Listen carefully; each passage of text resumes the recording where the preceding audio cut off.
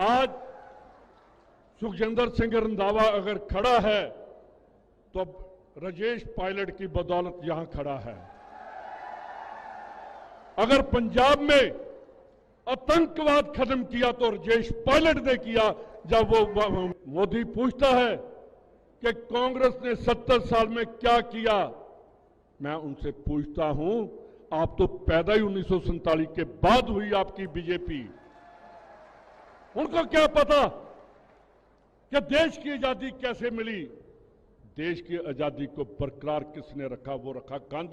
आज जिस चेयर पर अमित शाह जी बैठे हैं वहां कभी सरदार पटेल बैठता था, जिसने देश की अखंडता के लिए।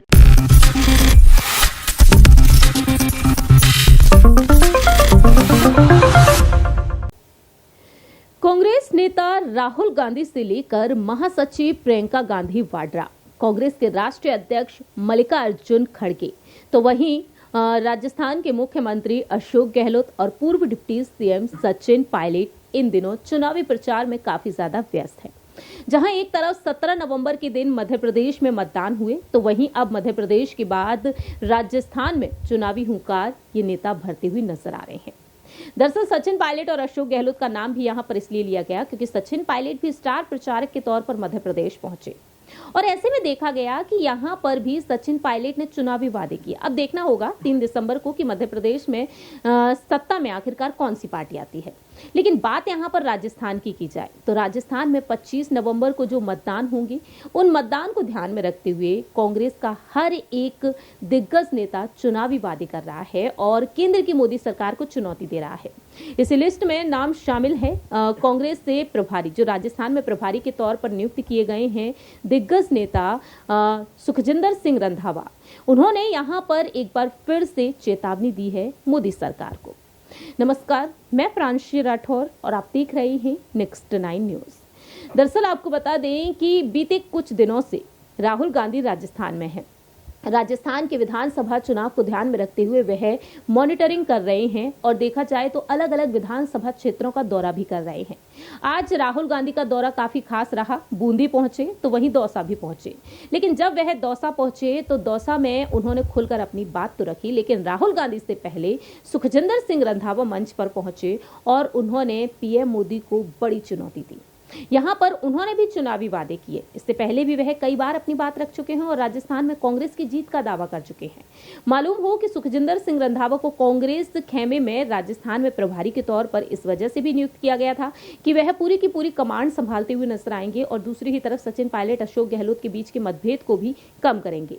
लेकिन धीरे धीरे देखा गया कि ये मतभेद और भी ज्यादा बढ़ गया। हालांकि अब यहाँ पर स्थिति कंट्रोल में आती हुई नजर आ रही है क्योंकि पार्टी हाईकमान ने यहाँ पर दोनों को ही विधानसभा चुनाव एक साथ लड़ने के निर्देश दिए हैं और दोनों ही अब एक साथ हैं और दोनों ही साथ में भी नजर आए। तो ऐसे में देखा जाए यहां पर सुखजिंदर सिंह रंधावा उस मतभेद के बाद देखा जाए तो एक बार फिर से यहां पर चुनौती देने में जरा सा भी पीछे नहीं हट रहे हैं। आखिरकार रंधावा ने क्या कुछ कहा, सुनिए जरा। मानयोग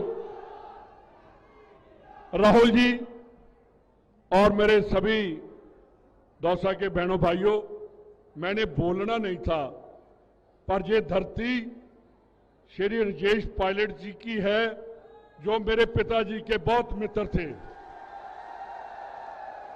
आज सुखजिंदर सिंह रंधावा अगर खड़ा है तो राजेश पायलट की बदौलत यहां खड़ा है। अगर पंजाब में आतंकवाद खत्म किया तो राजेश पायलट ने किया जब वो मिनिस्टर बने। मैं राहुल जी, जो हमारे बुजुर्ग जिन्होंने अपनी खून से कांग्रेस को सींचा है, उनको कभी लोग नहीं भूलते। और जैसे इंदिरा जी ने, राजीव जी ने अपनी कुर्बानी दी, बीजेपी वाले क्या आपसे बात करेंगे? ये मोदी पूछता है कि कांग्रेस ने 70 साल में क्या किया, मैं उनसे पूछता हूं, आप तो पैदा ही 1947 के बाद हुई आपकी बीजेपी। उनको क्या पता कि देश की आजादी कैसे मिली। देश की आजादी को बरकरार किसने रखा? वो रखा गांधी परिवार ने। वो कहते हैं परिवारवाद नहीं चलेगा। इस परिवार ने प्राइम मिनिस्टर 2% के जो हैं हिंदुस्तान में सिख, वो डॉक्टर मनमोहन सिंह को बनाया। इन्होंने अपने घर नीचे प्राइम मिनिस्टरशिप रखी। मैं कहता हूं मोदी जी, प्राइम मिनिस्टर साहब, आप कहते हो मेरी 56 इंच की छाती है, हमें तो लाल बहादुर शास्त्री 5 फुट वाला चाहिए जिसने पाकिस्तान के चने नाको चने चबा दिए थे।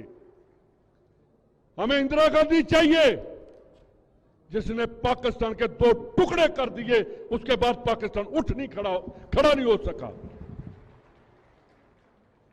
क्या 15 लाख आएंगे?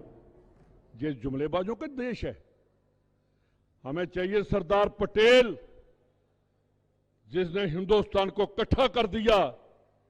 आज जिस चेयर पर अमित शाह जी बैठे हैं, वहां कभी सरदार पटेल बैठता था जिसने देश की अखंडता के लिए काम किया। हम देश को बखेड़ने की बात करते हैं। राहुल जी, मेरे को बहुत दुख लगा, मैंने बोलना नहीं था। तिजारा में एक कोई संदीप दामिया है, उसने कहा गुरुद्वारा नसूर बन गए हैं। मैं उसको कहना चाहता हूं, साथ ही मोदी जी ने कहा, प्राइम मिनिस्टर ने, कि जब बटन दबाओ तो फांसी का फंदा लगना चाहिए। मोदी जी, आपको क्या पता फांसी क्या होती है?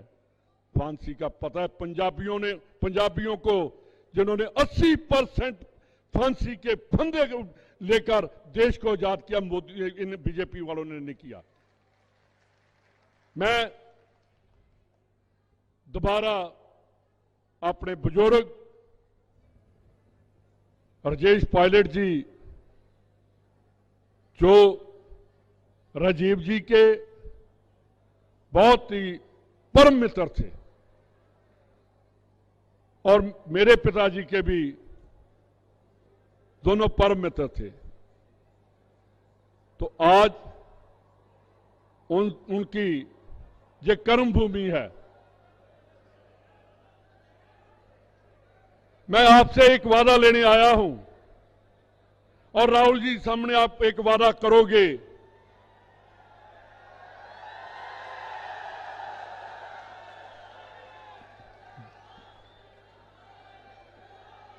जो कांग्रेस का सच्चा सिपाही है,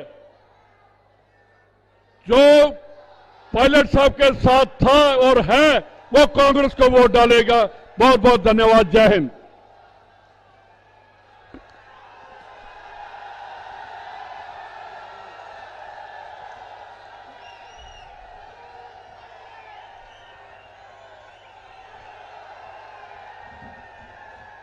आपने सुना कि किस तरह से रंधावा यहां पर अपनी बात रखते हुए नजर आए। अब यहां पर आने वाले समय में देखना होगा। 25 सितंबर को तो मतदान होंगे ही, लेकिन 3 दिसंबर को जब नतीजे सामने आएंगे तो जीत किस पार्टी की होगी।